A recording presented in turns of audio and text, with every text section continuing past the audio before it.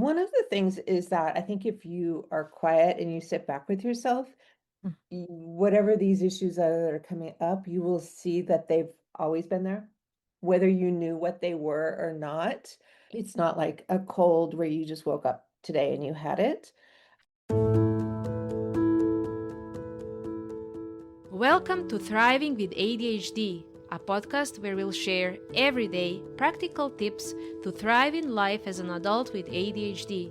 This podcast is brought to you by Animo Sano Psychiatry, a behavioral health practice with a specialist ADHD clinic based in North Carolina. And this is your host, Nada Pupovac. Welcome back to Thriving with ADHD, dear ADHD community. This month's topic is one that so many people quietly wonder about. Is it ADHD or is it just life? Because let's be honest, modern life can feel overwhelming and we are juggling responsibilities, dealing with consistent distractions and trying to stay on top of everything. So how do you actually tell the difference between everyday stress and mental health conditions? In this episode, we are unpacking how to spot the signs of ADHD without jumping to conclusions. I am joined by Dr. Jennifer Dall, a grief-informed neurodivergence specialist, educator, and founder of ADHD Holistically. She helps women, especially those diagnosed later in life, to understand how their brains work and build lives that truly support them. Diagnosed with ADHD in her 50s after years of being told that she couldn't possibly have it, Dr. Jennifer combines lived experience with over 25 years of professional expertise across education, ADHD coaching, yoga, and grief work. Dr. Jennifer Dall, you're very welcome to the Thriving with ADHD podcast. It's such a pleasure to have you here. We will be talking about making a differentiation between what's going on with everyday life and stress and what is actually ADHD. I think with the lives we are leading nowadays, everything is so busy and distracting. It's hard to tell the difference. So with someone coming with such a wealth of knowledge, personal experience, but also professional experience, I hope you can help us to make the sense of this topic. Is that okay with you? That And is fine with me. I look forward to yes, having this and conversation. yes, and you said we can call you Jen, so we will continue Yes, with you can that. call me Jen. I'm Dr. Dall, but Again, call me Jen. excellent. So once again, the warmest welcome. Thank you. Okay, so let's get started with the first question. So many people today, as we said, feel overwhelmed, distracted, burnout. And how can someone start to tell the difference between normal life stress and the signs that it might actually be ADHD? So that's a really interesting question, and we get Mm-hmm. that so much now, especially the last few years.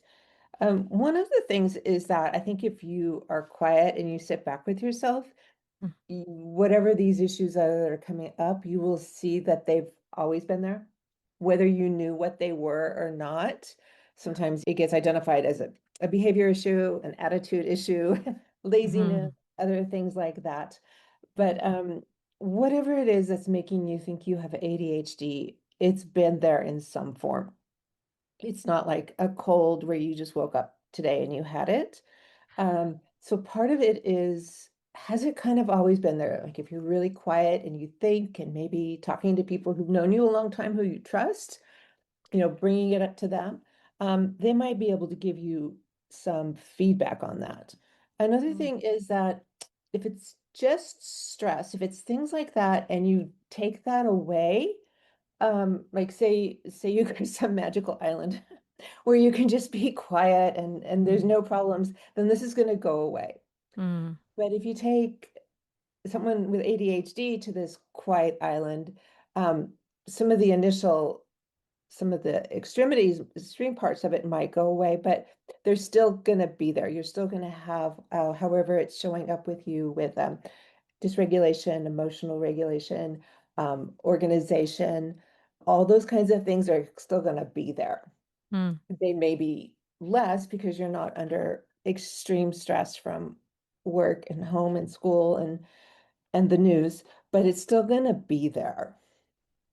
So that's I think one of the big Mm. things, one of the big things to look at. And not to say that some of the strategies from ADHD can't be helpful for other people. Like if you're stressed and you follow some of these strategies, they may very well help you be a little calmer, a little bit less stressed. Does that make Oh, sense? You see what oh I'm yes, saying? it does. It does. And Yeah. it actually leads to the second question that I have, Uh, and then that's, well, okay, some of these behaviors have always been there. We were mhm, just kind of assigning them to some other things rather than mhm. ADHD. But then let's talk about what are these some common behaviors that people often dismiss as quirks or bad habits, but it actually can be ADHD related. Hmm? So it may Mm-hmm. be things that you've heard from your parents, teachers. Maybe Okay. you're identified as lazy. Maybe Uh-huh. people you were lazy, you had a really hard time with understanding time, and it's not just being late, it's understanding time for the neurodivergent mind is totally different than the neurotypical mind in ways that's just so hard to explain.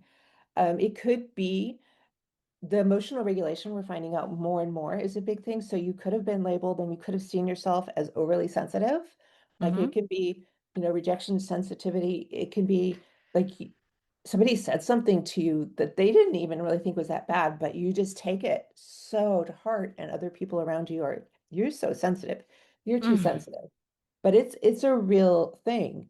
Um, Sometimes people with ADHD go from either oversharing, like if you meet somebody you click with, like sometimes Mm-hmm. you have done just overshared and dumped your whole life. And if that person is ADHD, also you might both be doing that. You may be off in this conversation. And sometimes it can be really hard to engage in small talk. Yes. So you go to something, and I don't know, unless the small talk is very obvious, it's hard to do small talk and feel Mm-hmm. comfortable with it versus just dumping out, somebody says, "So how are you?" And then, an hour later, you have just unloaded everything that's going on right now. Mm. Sometimes I think I said people think maybe you're lazy. Another thing is we have this thing with hyperfixation. So we can be really good at one thing and really Mm-hmm. enjoy it. If we are interested in something, we can be all out in it. And that can be with Yes. hobbies, that can be at work, that can be when we are in school. Maybe, I was a comp lit major in English. Maybe it was reading and writing in English, whereas then some other subject, say science, I'm speaking from personal experience. It's not that I'm stupid, it's just the extent to which I could not get my brain to care. And so I kind of faked my way through it. And so people, especially people who care about you, parents, teachers, they may be very frustrated by, but I don't understand. You're so good at this. Why are you blowing this off? When that's not really what's happening. And so they get upset with you and you start to tell yourself these stories. And so then a lot of women, often, sometimes they're misdiagnosed or co-diagnosed with depression or anxiety. Some of the Mm. things that come up with ADHD, if you go to a doctor, a counselor, a therapist, and they don't know about ADHD, a lot of women are first diagnosed that way and then Oh, sometimes given medication, which may or may not help. So yes. part of it is, I think, we don't know a lot. The culture doesn't know a lot about things. The doctors don't know a lot. They're learning. We're all learning.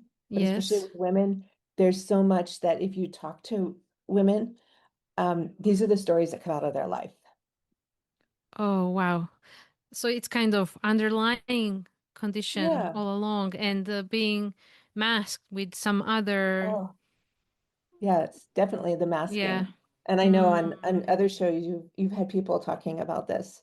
Yes. The masking is hard work. It's tiring. Yes. And so you go to the doctor and you say, "I'm really tired." And they give you, well, you need to exercise or eat better or sleep or have less I, stress. And yeah. those are true, but that's also kind of missing this underlying Yes. And whole kind way of of thinking. forcing this person to work harder when They're already working hard.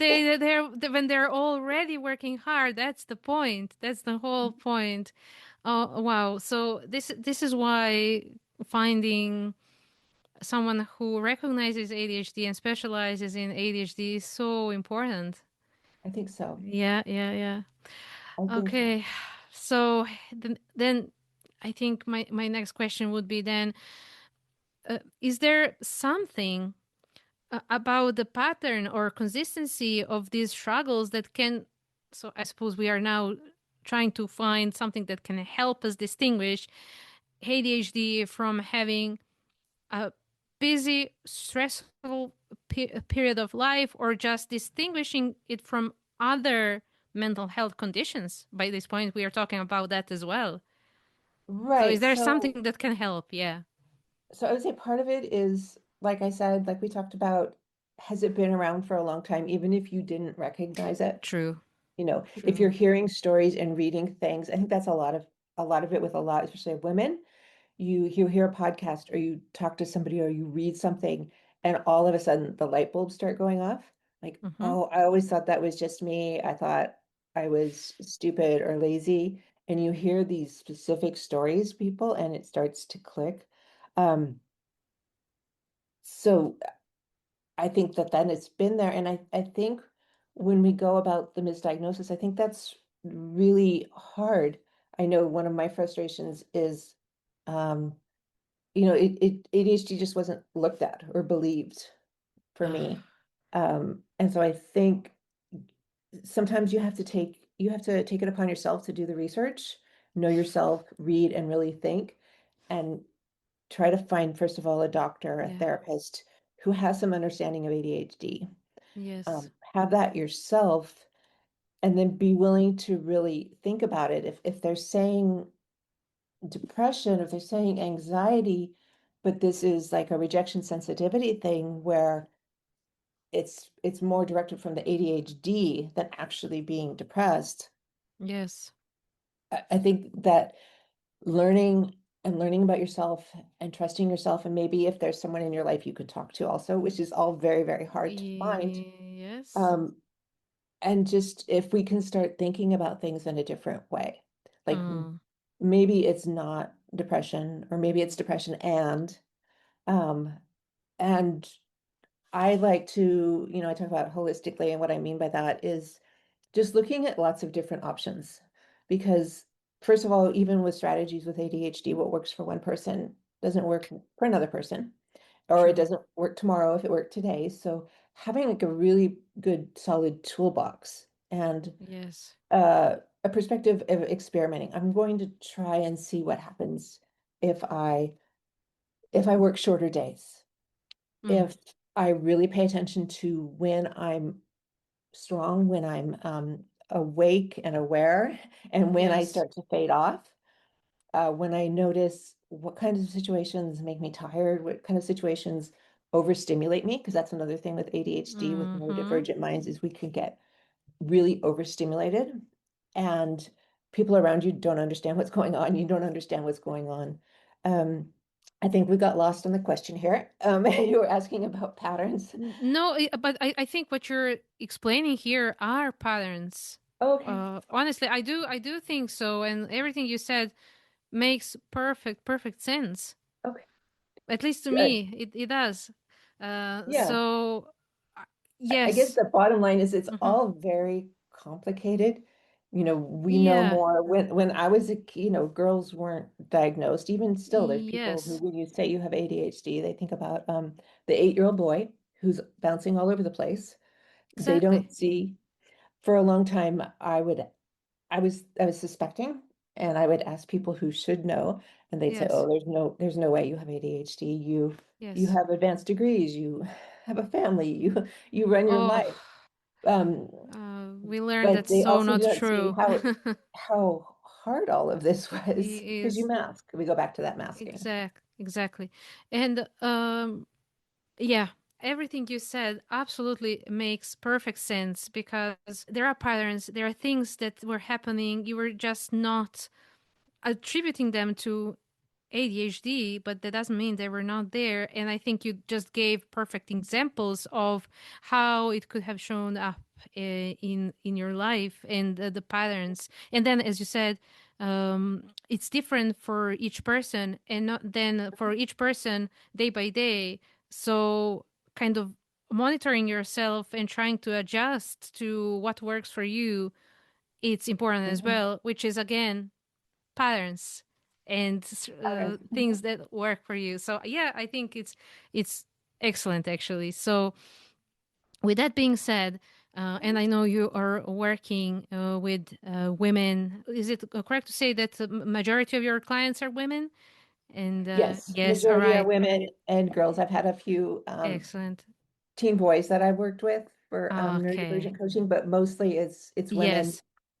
All right. So, and this is from personal and professional perspective, this is where your expertise is. So, my question would be with your focus on helping women managing ADHD and unlocking their potential, what are some tools and mindset shifts that they can use to help them to function better with ADHD in everyday life, but maybe with consistent shifts? I know women are taking so many roles and there are so many major shifts in life. So, how it is that they can help themselves to feel less overwhelmed? I think one of the first things to do is show up with some compassion for yourself. Oh my God, yes. Um, Trust that you're going to figure it out and you're okay. You've made it this far. And so really, if we can put some of the stories and some of the other things that people say or we've heard or we tell ourselves, because sometimes we're our worst critics, um, aside and start to learn a little bit. I know when I'm working with people or talking to women, I like really small changes. I talk about subtle shifts, just Mm-hmm. like because we get overwhelmed, we can say, I'm going to take on this 12-month plan to retool my life, or in the next week, I'm going to read this book and implement everything. And Mm. first of all, no one can, and we think we can and we can't, and then we get tired and we give up and we walk away. But Yes. something small and either looking at what I call low-hanging fruit, so something that's really small and easy that you could do, or if you really feel like the ADHD is impacting a certain part of your life in a big way, working on that. Maybe it's your relationships, maybe it's your job, money management, and maybe you even need some specialist help. And I don't just mean like a therapist or something, but maybe if it's Mm. money management or a business coach or something like that, or a relationship therapist or coach, something like that, where either where is you're at the tipping point where you need to do something to try to fix Yes. this thing that's going really bad, or what are the little things you can do? And sometimes the little things is just if there's somebody in your life you trust who can say, maybe you have a partner and you can say, this is what's going on, or I really think this is what's going on, and these are the ways you can help me. Mm. And so again, trying things, taking little steps, knowing that this is you've been living with this your whole life. We're not going to change everything today. Yes. And moving forward. And the other thing is, if you're stuck in a situation where you're sort of feeling really bad about yourself and your ADHD, there are good things to it. I know some people talk about superpowers, and I don't really like that. But, often people with ADHD are very creative. They can Yes. think of different ideas. They can, in certain ways, hold many things in their brains. There are things that you do well. There are strategies you have come up with to get you this far. And Yes. so celebrate those too. You know, if someone's planning something, they know to come to you because you're going to come up with all these great ideas, and then you guys can pick the best one. And Excellent. so thinking also then about the things that you do well. And that all comes back to the compassion and seeing yourself. One of the problems I see is that we've heard so many stories for so long, right? When you talk about parents, Yes. Right. teachers, maybe friends are like, why are you so weird? Why do you do this? The things we tell Mm. ourselves. And just trying to parse that out and put them aside one at a time and really look at it. And it's like, Mm. oh, I wasn't lazy. I have ADHD, and this is why I did that, and that this is why I continue to do this. But here's a way I can help. I can ask for Exactly. help. I can tell someone. I can find a strategy or two that's going to help me. Exactly. Yeah. So what I hear is uh, compassion Yes. materialized in taking small steps, not dumping. Mhm. Oh, yeah, I know. There are all of these great books and coaches and ideas. And yes, you can take everything on board, but how realistic it is to implement all of these all at once? Mhm. No, not really. And you Not shouldn't be really. doing this anyway. So, compassion, start small and maybe start telling yourself different stories because I think this is the thing with ADHD. It's often some of the characteristics are perceived as character flaw, which is not true, and you're not doing these things on purpose. So just changing the narrative in your head would be Mhm. so important. So thank you, Jen, for kind of Yeah. stressing these out. It's so important for all the ladies out there to hear, and not all the women, but everyone, everyone. Everyone, because it also Exactly, applies to males, and it also then the people exactly. working with you in any Yes, capacity. I think a absolutely. lot of times with boys, some of the things are attributed to behaviors, whereas Yes. with girls, it's attributed to a personality. It's you. It's Uh-huh. more like a solid, this is a part of you. This isn't just a Mhm. behavior you're doing. This is something bad about you. Yes. And when you add in the emotional dysregulation and how hard we take some things, it can be Yes. devastating. Yes, absolutely. 100%.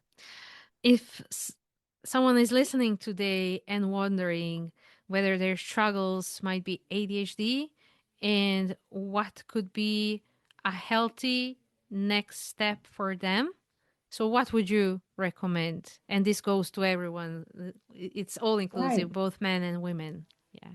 I would start doing a little bit of research.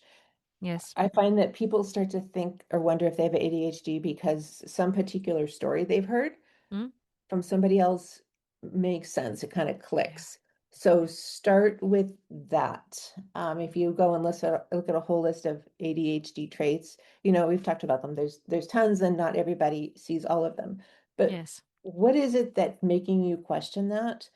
Mm. And go and do some research, listen to people talk on podcasts, find some more um, accurate information on the internet, maybe Mm-hmm. talk to a doctor or another person, somebody Mm-hmm. you've known for a while. I tell them, oh, I heard this podcast and they were talking about emotional dysregulation and how sensitive people get. And I've always been told I'm too sensitive. Mm. And I wonder if it's ADHD. What do you think? Not that you're going to have them make your decisions for you, but just somebody you trust can kind of Mm-hmm. reflect back and just start working there. And then if you want to talk to your doctor, if you trust your doctor and your doctor think your doctor knows about ADHD, starting Mm-hmm. there. Um, and just starting small. What's this one area that you really see it showing up in your life, and Mm-hmm. doing some work to see if you can help mitigate it a little bit. Mm. Mm. Thank you. Yeah, So, if people want to learn more about your work and connect with you, would you mind sharing your website, social media, or if there is anything that you're working on that's exciting and you want to announce, you're more than welcome to share that as well. sure. I mean, one thing that I'm really excited about is as a way to get some more books and writing out, I founded my own independent press called Curveball Press. Mm-hmm. And I'm not sure when this is coming out, but in mid-April, I'm going to be at the Los Angeles Time Festival of Books with Oh, beautiful. two of my books and in my own booth. So that's Mm-hmm. mid-April. I don't know if this comes out. But if you go to my website, ADHDholistically.com, you can Mm-hmm. see everything that I'm working on. You can get on my email list, which is the best way to like Yes. on the fly get all the information. I'm on Instagram, ADHD.holistically, and I'm on LinkedIn under my Mm-hmm. name and ADHD Holistically. You can find me in all those places. But if you really want to know the up to date on what's going on, go to the website and get on my mailing list. And if Yes. you So, are in Los Angeles in April, come see me at the Festival of Books. that's what I wanted to ask. Are you accepting new patients? And if you do, is it online? Is it in person or combined? So, yeah, It's if you could. online. I'm doing short sessions online. I'm also going to start up something. The two books is about an ADHD 3-day sprint, a way of formulating your work. And what I eventually want to do is I do want to offer those in person. So Oh, that's okay. coming. So again, if you get on my mailing list, you'll find out when Beautiful. I have that up Beautiful. and going. Yes, we will have all of these provided in the show notes so people will be able Perfect. to access if they want. But yeah, this sounds very exciting and the best of luck. It is. And yeah, Thank you. hopefully people will connect for some therapy work as well. Yes. Okay, before we Yeah. go, I like everyone coming to this show. I like to ask them to wrap up with one final thought, one final thing that you want our listeners to remember and take away from everything we talked about. Yeah, so what that would be? I want you to remember that you're great. You are great the way you are, and you're just great. Yes, yes. Maybe less judgment and more Yes. trust in yourself. More trust in yourself and believe that you are great. Thank you. Thank you so much, Anne. Thank you. This has been wonderful. It's been a lot of fun. It's yes, yes. Thank you for coming. Thank you for sharing your knowledge with us. And Thank you for having yeah, me. it's been a pleasure. It's been a pleasure. Thank you so much once again. Thank you for listening to Thriving with ADHD. This show is produced by Animo Sano Psychiatry. Please follow, rate, or share our podcast on Spotify, Apple Podcasts, or any other streaming app of your choice. Music is by Daddy's Music from Pixabay. For more information about Animo Sano Psychiatry, please visit animosanopsychiatry.com.